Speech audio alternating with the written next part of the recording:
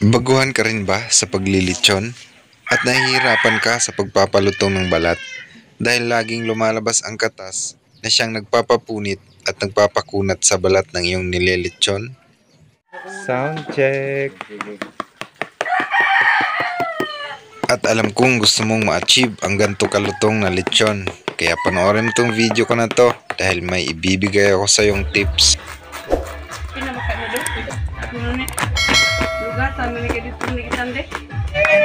Happy birthday to you.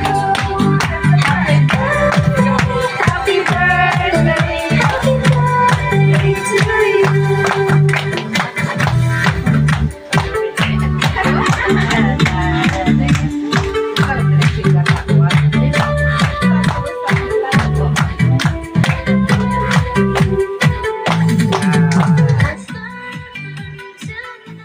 Birada mga ka-idol. Ngayon po mga ka-idol no, ay maglilitsyon po kami ng baboy dahil birthday po ng aming lola. So ngayon po mga ka-idol ay isi-share ko po sa inyo ang natutunan kong tips galing po kay Idol Basti Boy Vlogs. So lagi po kasi akong nanonood sa mga videos niya, tutorial about sa paglilitsyon. At eto po yung tips na to ang nagustuhan ko. Yan po mga ka-idol, hindi ko na po ipinakita ang pagkatay nitong baboy dahil may video na po tayo dyan kung paano po tayo magkatay, pati na rin po yung pagtitimpla. Meron na rin po tayong video. So ito po yung pagtatahi mga ka-idol, may tips po ako na isi-share sa inyo galing sa idol natin. So yan po mga ka-idol, tinahin na po natin. At kung mapapansin nyo po mga ka-idol, hindi po natin isinama yung balat. Yung tinahin lang po natin ay yung laman sa loob. Yan po yung unang step mga ka-idol. So habang tinatahi po natin yan mga ka-idol, share ko lang po sa inyo. Dati po pag naglilitsyon kami, ay palagi pong tumatagas ang katas po galing sa loob. At palagi pong napupunit yung balat at kumukunat po dahil po dun sa kanyang sabaw. So ngayon po mga ka-idol, natutunan ko na. Ito po ay pang tatlo ata na nililitsyon namin na hindi na tumatagas. Dahil po yan sa diskarte ni Idol Basti Boy Vlogs. So shout out sa iyo Idol. At ayan na po mga ka-idol. Syempre higpitan po natin para yung katas po ng litsyon natin, yung katas na nasa loob ay hindi po siya lalabas. Yun po kasi yung nagiging sanhi ng pagkunat ng balat at nabibiyak po kasi yung balat pag lagi pong nadadaanan ng kanyang sabaw. So kailangan po natin yan na higpitan talaga ng maayos. Pero hindi may iwasan na meron pa ring lalabas na sabaw. Lalo na dyan banda sa may dibdib, yan yung tinatahi natin. So ito po yung tips mga ka-idol. Ito po yung pinaka the best na paraan para hindi po umagas. So ayan po mga ka-idol. Yung nilagay po natin dyan sa may bandang dibdib niya, yan po ay impilya ang tawag sa Bisaya dito sa amin. So yun po ay taba ng baboy dun po sa loob ng kanyang tiyan, sa may bandang giliran po, nakadikit po yan bandang ribs. So tanggalin nyo lang po, wag nyo pong itapon, tapos ilagay nyo po dyan and then isama nyo sa pagtahi para siguradong wala pong lalabas na katas. At ang result po niyan mga ka-idol ay malutong na litsyon po ang kakalabasan po niyan. Di bali pong matagal kayo sa pagtatahi, maganda naman ang resulta niyan. Proven and tested ko na po yan mga ka-idol, pati na rin po sa idol natin na si Idol Basti Boy Vlogs. Sa kanya po natin yan nakuha yung tips na yan. So ito po mga ka-idol ay inulit po natin yung pagtahi dahil sobra po yung straw. So sayang naman, so ulit natin. So 3 beses po natin yang itinahi mga ka-idol para siguradong wala pong katas na tatagas. At para ganito ang kalabasan ng ating lechon.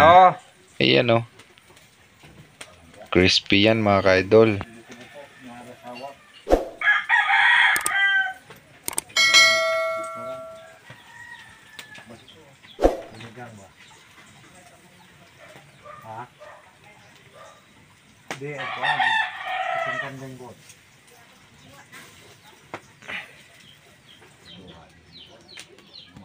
Ano po ko? Oo. Ada.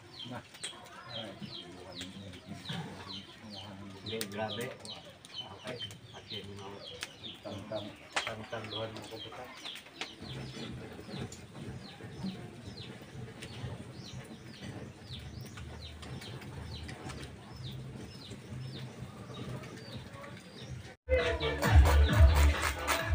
Pinamakan na doon. Ano ni? Lugatan mo ni kadito ni kitande. Mura magtabon. Tay, trap mo na. Isi mo ba ng people? Happy birthday to you. Wow. Panit to, panit.